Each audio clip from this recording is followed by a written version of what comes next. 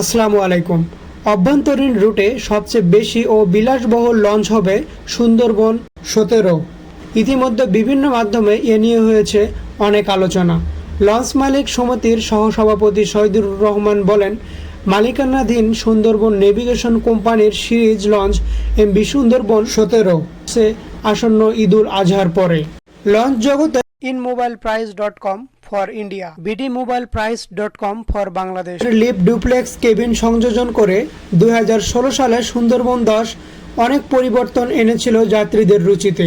তবে সুন্দরবন অত্যন্ত ব্যয়বহুল ও আধুনিক প্রযুক্তি সম্পন্ন লঞ্চ।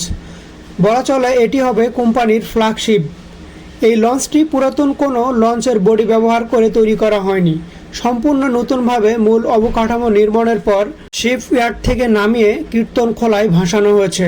এখন চলছে সৌন্দর্যবর্ধন আর বৈদ্যুতিক সংযোজনের কাজ। 4 তলা বিশিষ্ট এই লঞ্চে 3য় তলায় কথা বলা হয় একজন কাঠমিস্ত্রির সঙ্গে।